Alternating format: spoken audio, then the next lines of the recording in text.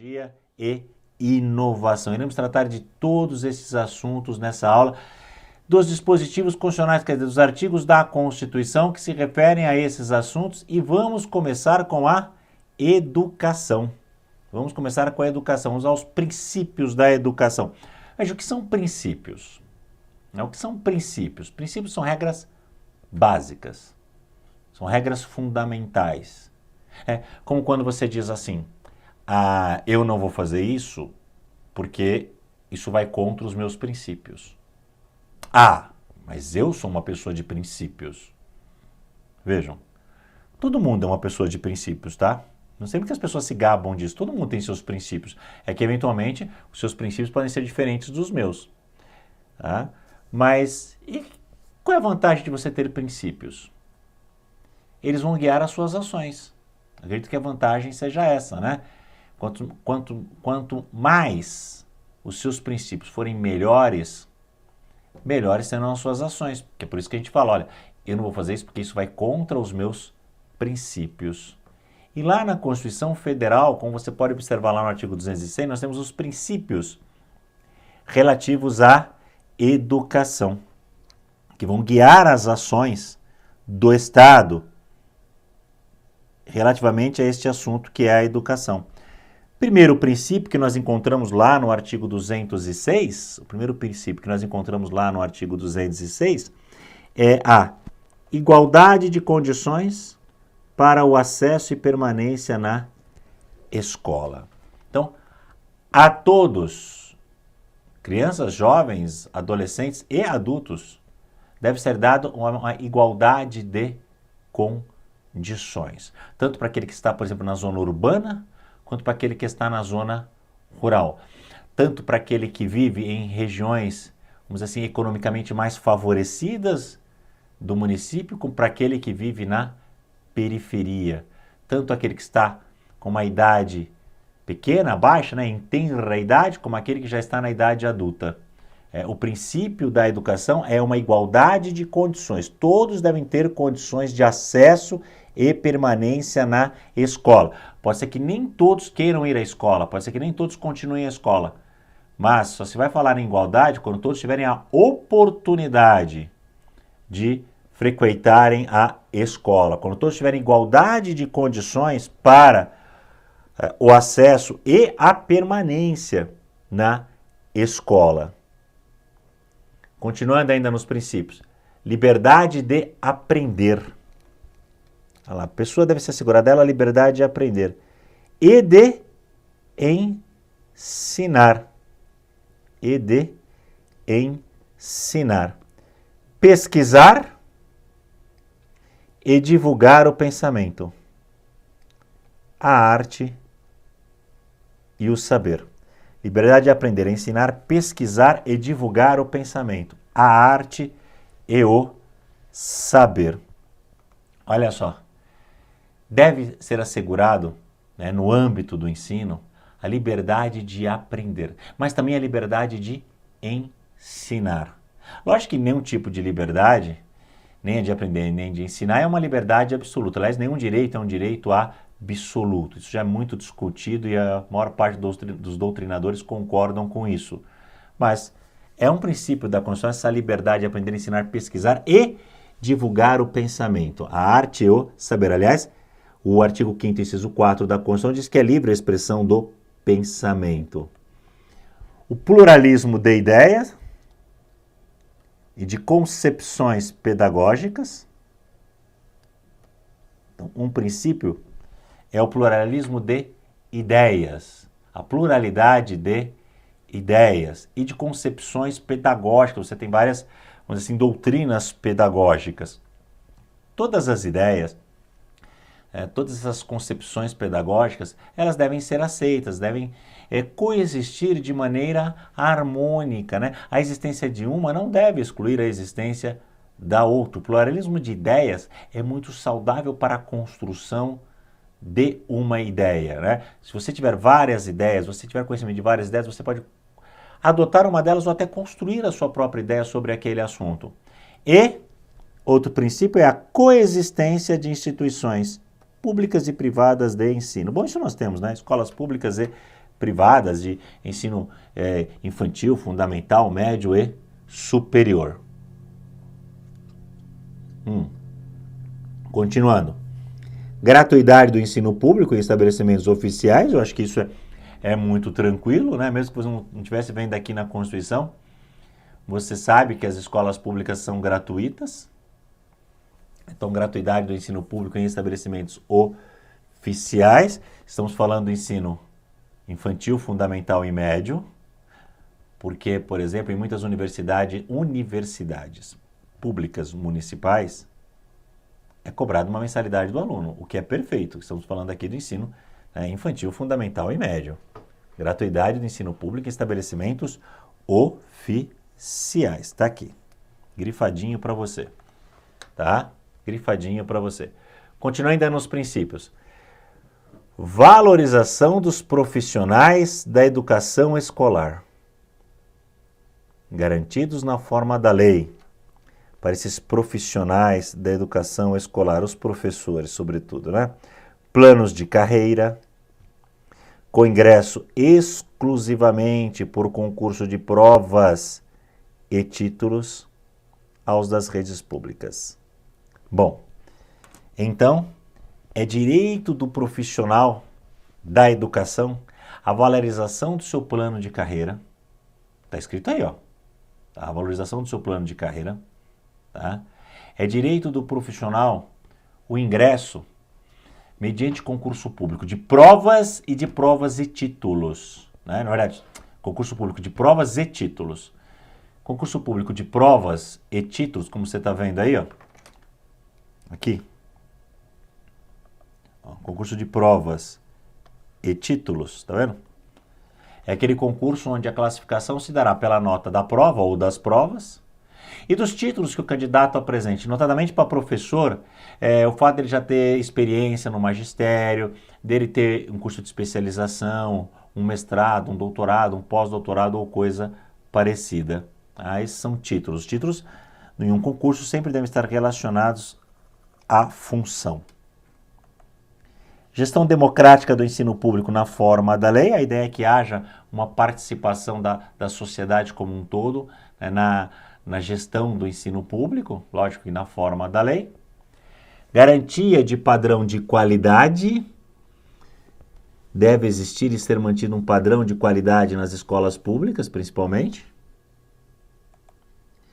Piso salarial profissional nacional para os profissionais da educação escolar pública. Então, determina a Constituição, lá no artigo 206, que haja um piso salarial nacional, igual no país todo. Né? Esse nacional aqui, ó, quer dizer igual no país todo, para os profissionais da educação escolar pública. Para os profissionais da educação escolar pública. Continuando ainda na educação. Bom, o que a educação deve garantir? O que a Constituição garante em relação à educação? Que a educação básica seja obrigatória e gratuita dos 4 aos 17 anos de idade. Tá? Então, dos 4 aos 17 anos, a educação é obrigatória e gratuita. Ou seja, a criança dos 4 até o adolescente dos 17 deve estar na escola. Deve estar na escola, concluindo, né, o ensino, já pensando no jovem de 17, concluindo o ensino médio. Assegurada, inclusive, sua oferta para todos os que a ela não tiveram acesso na idade própria. Nós sabemos que no nosso país, muitas pessoas não tiveram acesso, e até algumas não têm acesso ainda, à escola na sua infância, ou na sua juventude, ou na sua adolescência. Por isso que existe, né, a educação de jovens e adultos, chamado EJA, Educação de Jovens e Adultos. Aqui já teve nome de Mobral, supletivo, madureza, enfim, né, vão trocando os nomes, né? O ensino fundamental e médio já foi primário, ginásio, colégio, já foi primário e colégio, já foi primeiro grau e segundo grau. Vão mudando as nomenclaturas.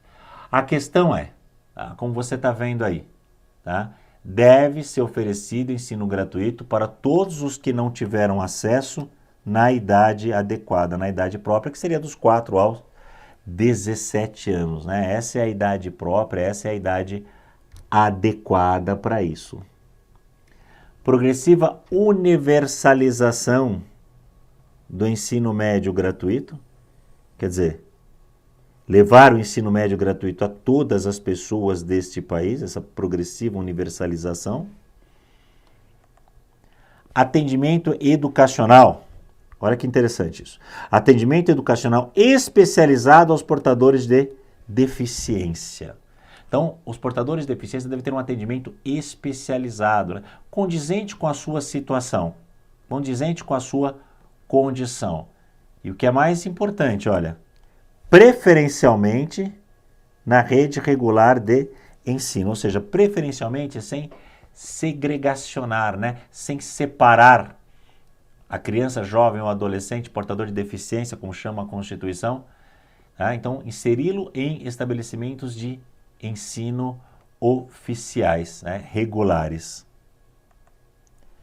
Educação infantil. Em creches e pré-escolas, as crianças de até 5 anos, né? Então de 0 a 5 anos, eles têm direito a essas creches e pré-escolas. Professor, e se não tiver vaga lá no município? O município que se vire, né? O município que se vire. O mandamento constitucional não prevê exceções, né? Tipo, salvo se não houver vaga, salvo se não tiver verba.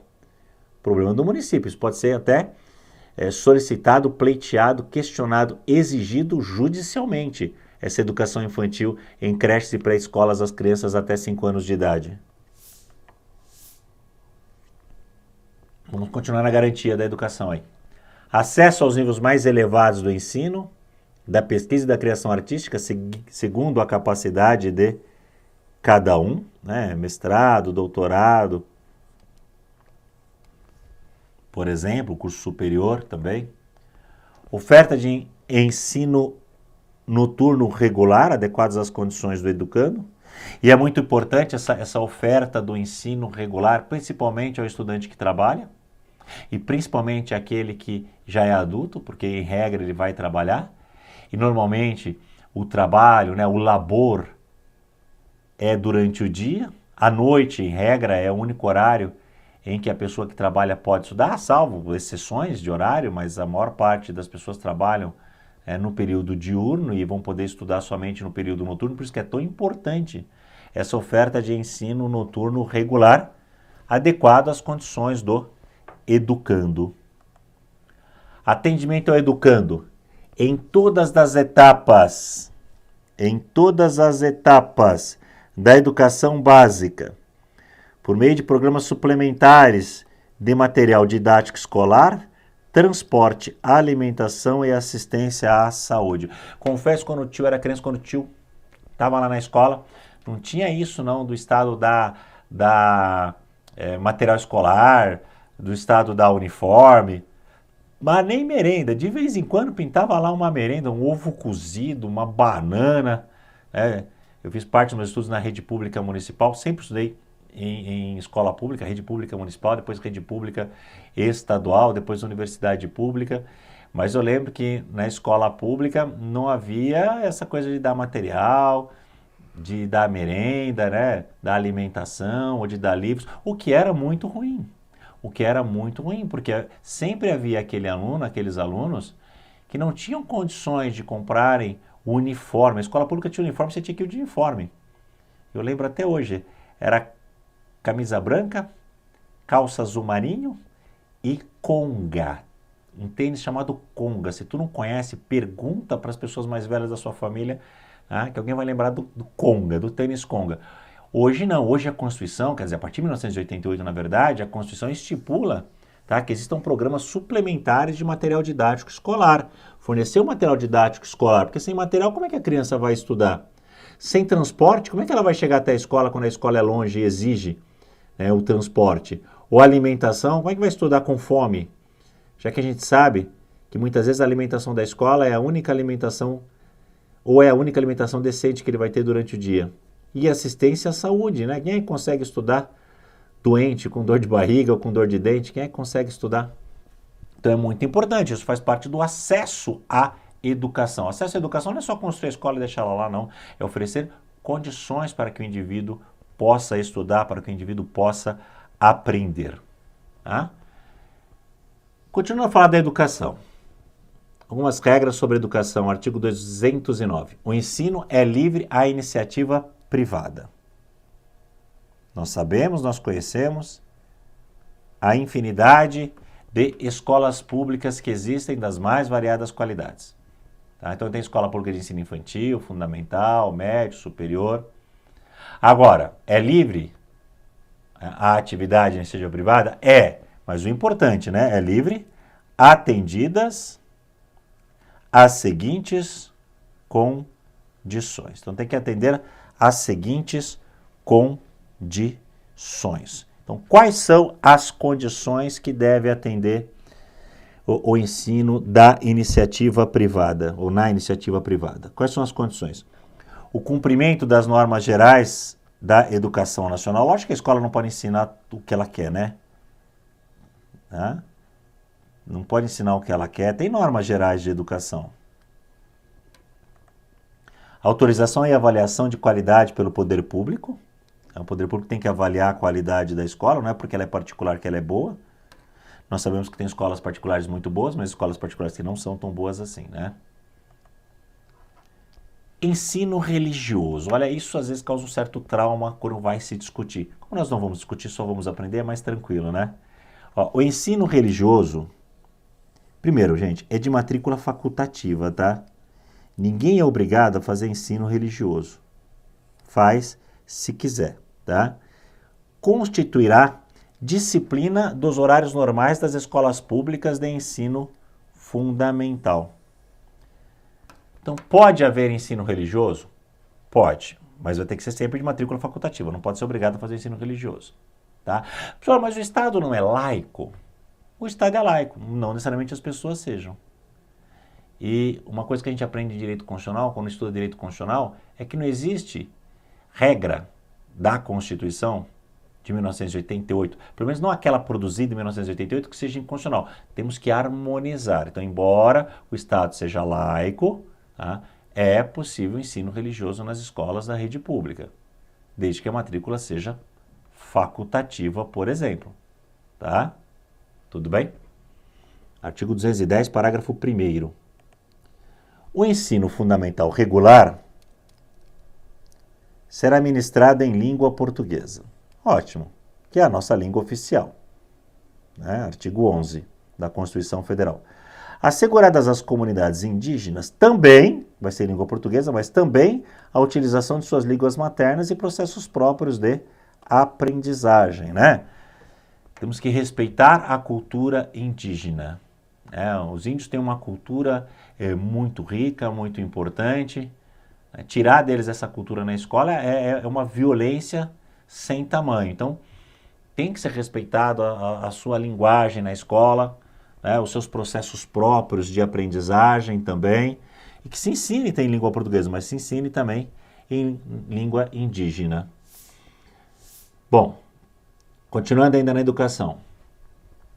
Os municípios atuarão prioritariamente no ensino fundamental e na educação infantil. Vejam isso, pessoal. Prioritariamente.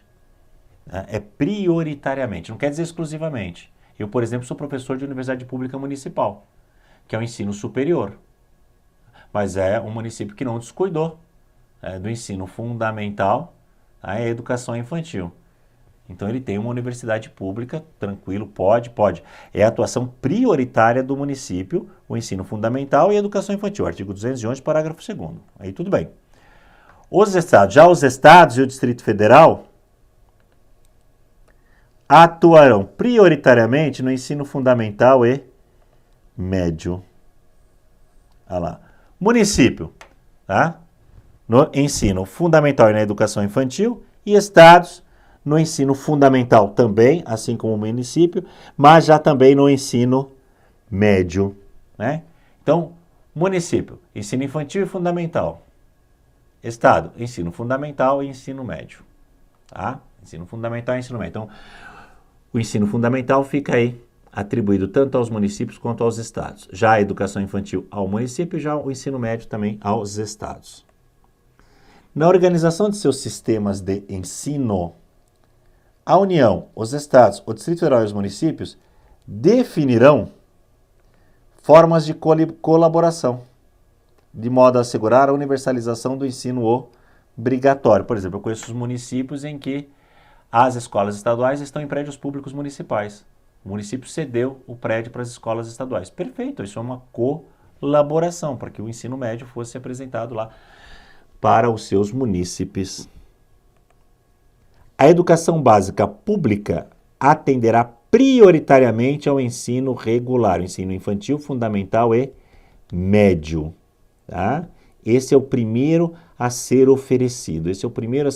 Porque, na verdade, não adianta nada você ter um curso de excelência universitário se você não tem um curso infantil, o curso fundamental ou médio naquela localidade. Então, prioritariamente, o ensino regular, né? Educação. Diz lá o artigo 212. A União aplicará anualmente nunca menos de 18%, né, da sua receita líquida, e os estados, o Distrito Federal e os municípios, 25% da receita resultante de impostos, compreendida proveniente de transferências na manutenção e desenvolvimento do ensino. Proveniente de transferência é, por exemplo, o imposto que o estado transfere para o município, que a União transfere para o estado. Ah, então, por exemplo, o estado arrecada IPVA e transfere uma parte desse IPVA para o município. Ah, isso que ele está falando da transferência aí. Então, anualmente, a União não pode aplicar menos de 18%, tá? E os estados, os titulares dos municípios, 25% no mínimo da receita resultante de impostos na manutenção e desenvolvimento do município. O que, no primeiro momento, não é pouco, né? É 1/4, 25% é 1/4 da receita de impostos. A distribuição dos recursos públicos assegurará prioridade ao atendimento das necessidades do ensino obrigatório. Tá aí. Então, como eu disse para vocês, a prioridade é o ensino obrigatório. O ensino fundamental e médio até os 16 anos lá. No que se refere à universalização, garantia de padrão de qualidade e equidade, nos termos do Plano Nacional de Educação. Então, a distribuição de recursos é prioridade do ensino obrigatório.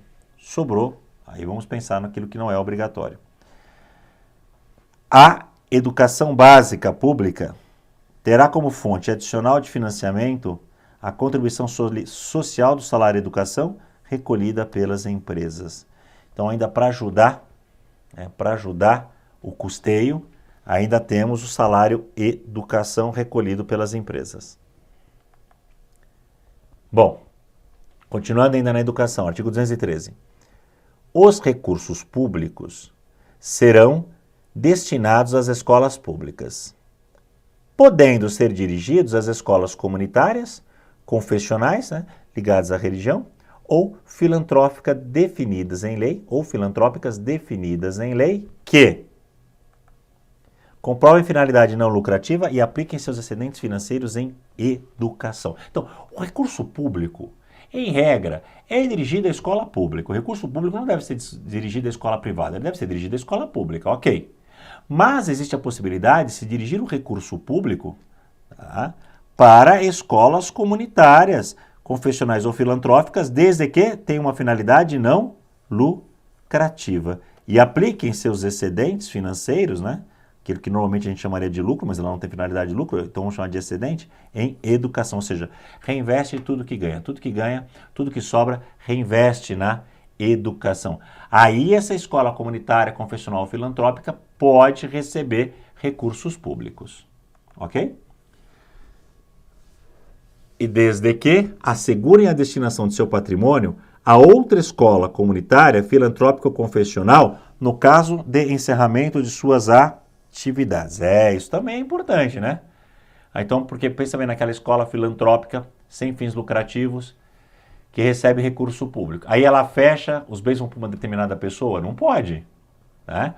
Na verdade, no caso de encerramento das suas atividades, o seu patrimônio, né, tem que ir para outra escola comunitária, filantrópica ou confessional. Faz sentido, né? Os recursos de que trata este artigo, o 213, poderão ser destinados a bolsas de estudo para o ensino fundamental e médio, na forma da lei, para os que demonstrem insuficiência de recursos quando houver falta de vagas e custos regulares da rede pública na localidade da residência. Então, assim, não temos vagas. A escola pública, infelizmente, não está conseguindo oferecer vaga para todos os interessados. O que é possível? É possível ter uma bolsa do poder público para estudar em escola particular. Os recursos que trata esse artigo poderão ser destinados a bolsas de estudos para o ensino fundamental e médio, na forma da lei, para os que demonstrem insuficiência de recursos quando houver falta de vagas e cursos regulares da rede pública na localidade da residência. Portanto, é não deixar ninguém fora da escola. Agora vamos falar da cultura. Vamos falar da cultura.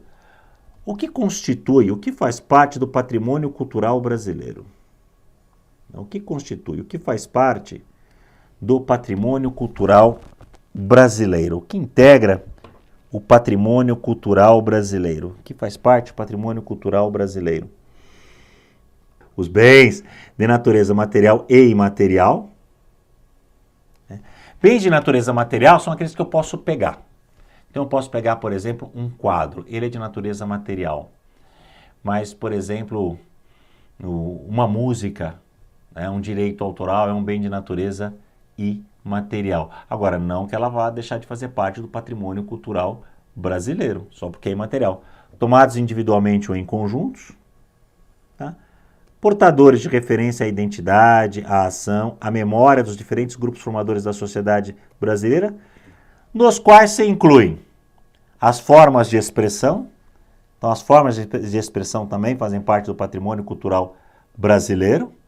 Os modos de criar, fazer e viver, e acho que aí viver principalmente as pequenas comunidades. As criações científicas, artísticas e tecnológicas.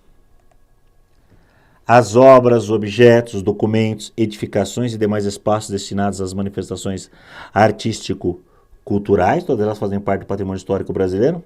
Os conjuntos urbanos e sítios de valor histórico, prédios, por exemplo, paisagísticos, artísticos, arqueológicos, paleontológico, ecológico e científico. Então isso vai desde lugares de valor histórico, a casa onde nasceu o fulano, o beltrano, por exemplo, passando por sítios paleontológicos, arqueológicos, ecológico e científico. Vamos falar agora do desporto, os esportes de um modo geral. O desporto, os esportes de um modo geral. Bom, diz lá o artigo 217, a autonomia das entidades, é assegurada a autonomia das entidades esportivas, dirigentes e associações, quanto à sua organização e funcionamento. Então, há uma garantia da autonomia das entidades esportivas dirigentes, confederações, por exemplo, federações, quanto à sua organização e funcionamento. O artigo 217 também diz o seguinte, que a destinação de recursos públicos para a promoção prioritária do desporto educacional e, em casos específicos, para a do desporto de alto rendimento. Então, o poder público deve incentivar financeiramente a prática de esportes.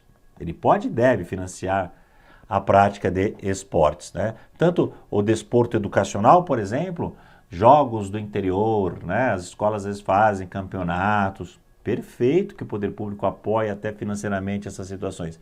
E em alguns casos específicos para do desporto de alto rendimento, aquele desporto já profissional. Em alguns casos específicos, o atleta pode receber uma bolsa de estudos para isso, por exemplo.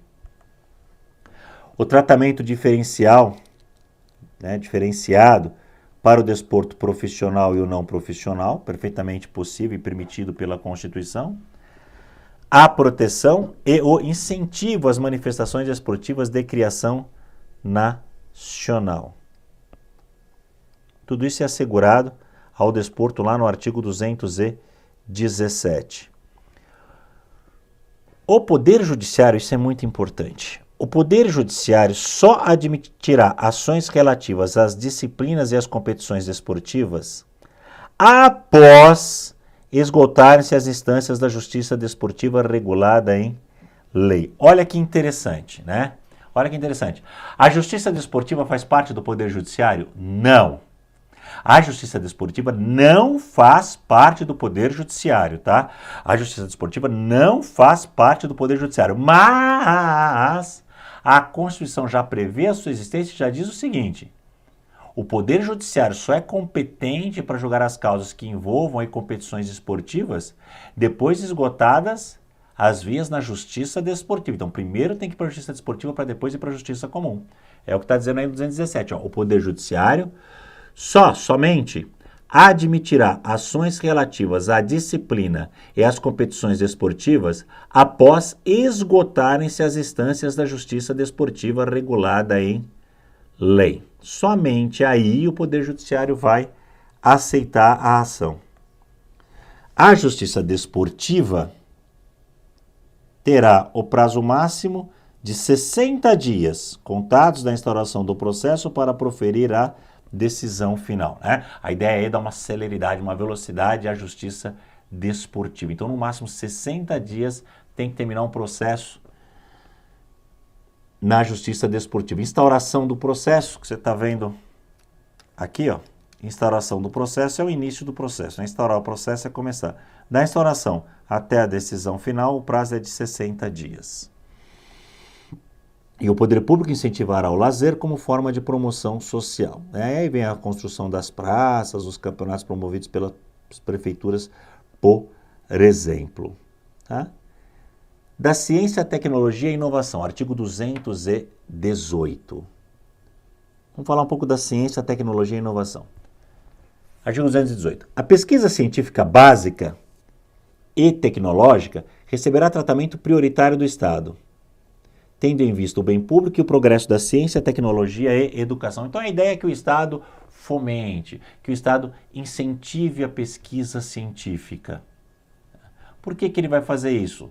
Horas para o progresso, ó, tendo em vista o bem público e o progresso da ciência, tecnologia e inovação.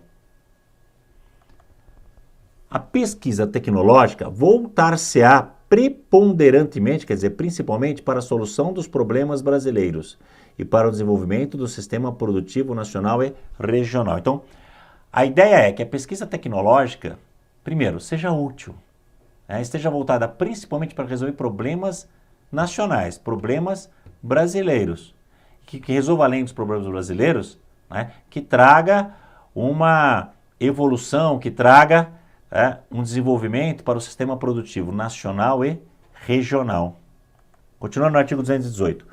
O Estado apoiará a formação de recursos humanos nas áreas de ciência, pesquisa, tecnologia e inovação, inclusive por meio do apoio às atividades de extensão tecnológica e concederá aos que delas se ocupem meios e condições especiais de trabalho. Estamos falando aqui, por exemplo, de bolsas de estudo, bolsas de mestrado, bolsas de doutorado, bolsas de pesquisa, que são fornecidas pelo poder público para que as pessoas possam se dedicar, para que elas possam ter meios e condições especiais de trabalho, possam se dedicar à pesquisa tecnológica. E é facultado, aí é uma possibilidade, não é uma obrigação. É facultado aos estados e ao Distrito Federal vincular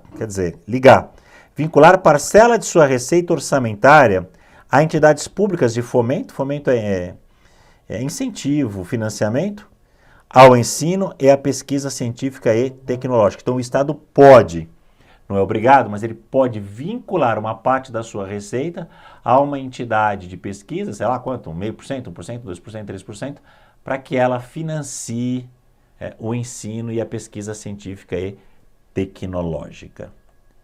E agora, chegamos ao artigo 219, da ciência, tecnologia e inovação. E diz o artigo 219 que o mercado interno integra o patrimônio nacional e será incentivado de modo a viabilizar o desenvolvimento cultural e socioeconômico, o bem-estar da população e a autonomia tecnológica do país nos termos de lei federal. O Estado estimulará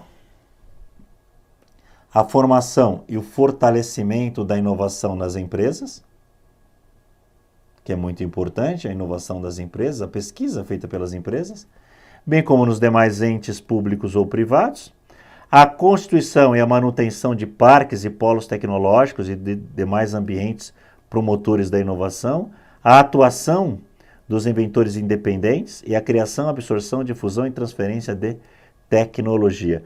A idade do Estado de estimular tudo isso, que é trazer um desenvolvimento tecnológico, principalmente para os setores produtivos da economia. Encerramos a nossa aula de Direito Constitucional. Muito obrigado pela sua atenção e bons estudos.